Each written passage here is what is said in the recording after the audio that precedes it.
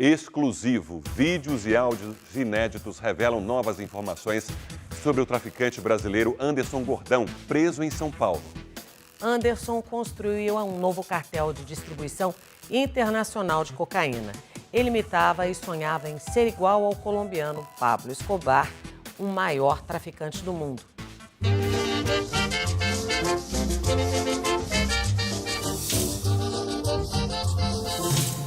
Dólares, poder, luxo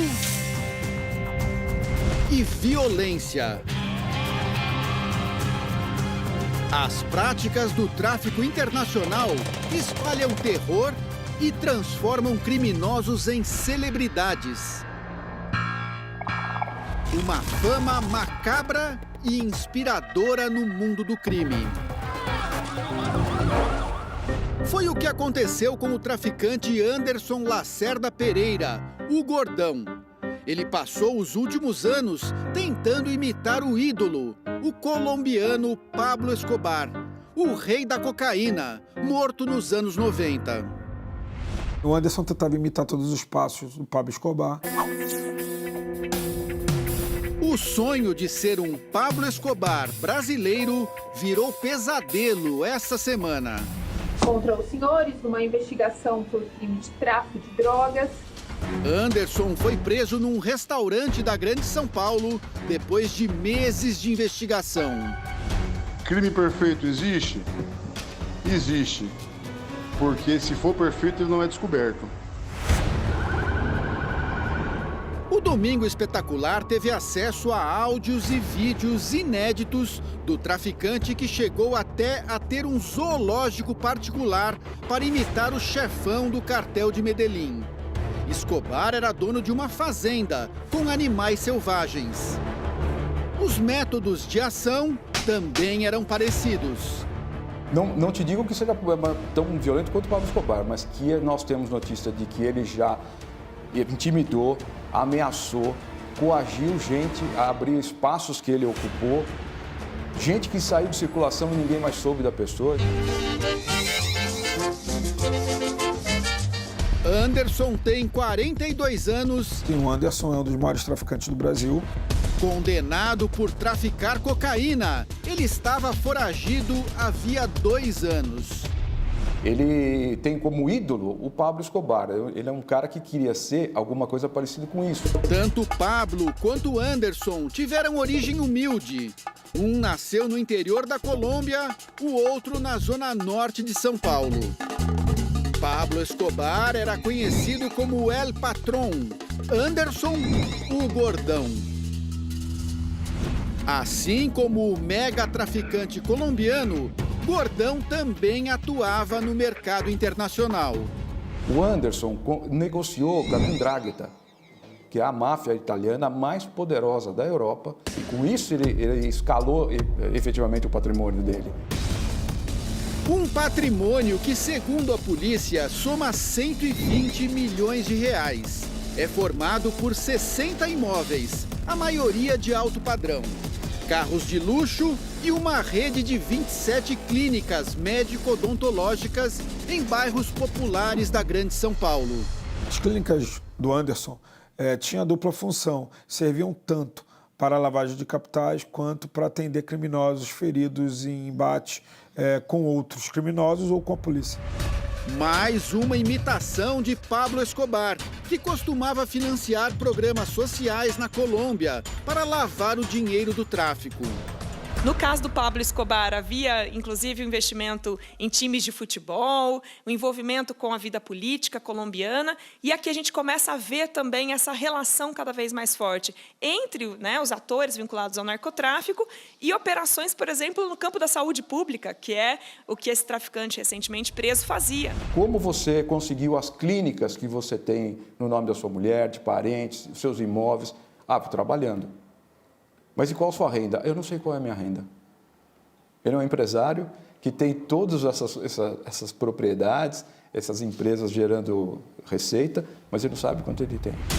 A fortuna de Gordão, no entanto, nem chega perto da de Pablo Escobar.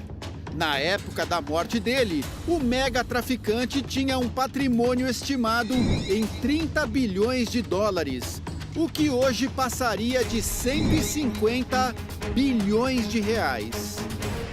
Ele tentava ser tão violento quanto o Pablo Escobar, entretanto, não conseguia nem ser tão violento e nem tão rico.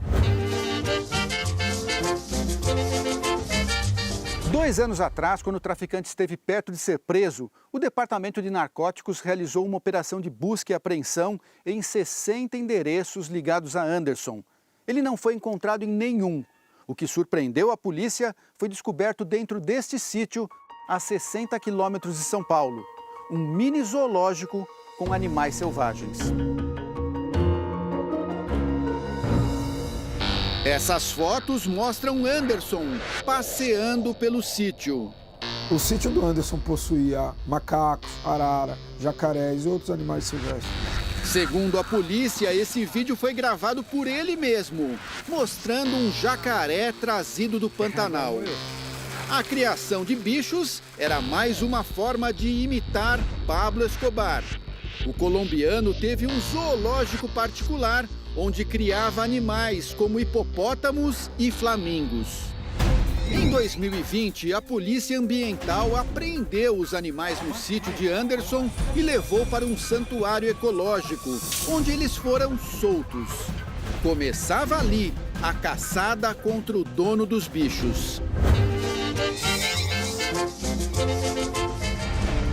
A casa de Anderson, num condomínio na Grande São Paulo, tinha esconderijos no porão e túneis que ligavam o imóvel à rua. Na operação, em 2020, o traficante fugiu. Segundo a polícia, teria se escondido na Bolívia, país para onde costumava viajar para negociar cocaína. No fim do ano passado, surgiu a primeira pista de que Gordão poderia estar de volta ao Brasil. Policiais desta delegacia monitoravam um suspeito de tráfico chamado Jânio do Nascimento Barroso, quando descobriram uma ligação bombástica. E aí o pessoal começou a seguir o Jânio, começaram a montar os esquemas para fazer a vigilância dele e se descobriu que ele estava em contato com a mulher do Anderson. Frequentemente encontrava com ela. Investigadores passaram a seguir os passos de Jânio e da mulher de Anderson todos os dias. Usavam pau de selfie para espionar por cima de muros. E reviravam até o lixo da casa em busca de pistas. Depois de 4 meses de perseguição, quando a polícia pensava até em desistir do caso, a mulher do traficante passou a noite neste motel na Grande São Paulo. Seria uma simples traição ou um encontro que mudaria o rumo da investigação? No dia seguinte, os policiais estiveram aqui, pegaram as imagens do circuito interno e descobriram que o encontro tinha sido com o próprio marido. As imagens do motel não deixam dúvida. No fim da tarde, Anderson chega num carro de aplicativo. Entra no quarto a pé. Logo depois vem a esposa. No dia seguinte, ele aparece saindo do quarto. A polícia estava perto de colocar algemas num dos maiores traficantes do país. A investigação ainda durou 1 mês. Anderson dormia cada dia em um motel diferente, sempre com documentos falsos. E quase não usava telefone celular para não ser rastreado. Mesmo assim, a polícia conseguiu interceptar o traficante bravo com um funcionário. Fala pra ele que mentir tem que mentir é pra polícia e pro juiz, mano. Nem pra mulher não pode mentir. Esta semana, a polícia conseguiu prender Anderson e o seu braço direito de uma só vez. Na hora do almoço, num restaurante na Grande São Paulo. Nós acabamos chegando no restaurante, ele ia começar a comer e nós chegamos e acabamos estragando o almoço dele e do Jânio. Na sexta-feira, a polícia realizou busca e apreensão em casas por onde Jânio circulava durante a investigação. Os investigadores já têm em mãos um acervo gigantesco de provas.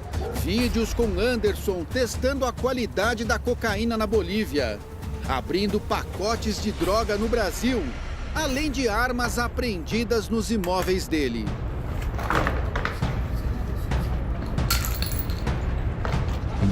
O foco da polícia agora é entender como o traficante, mesmo foragido, conseguia embarcar toneladas de droga no Porto de Santos. A defesa de Anderson Gordão, por meio de nota, disse que ele é inocente de todas as acusações e que, para os demais esclarecimentos, vai se manifestar no momento oportuno.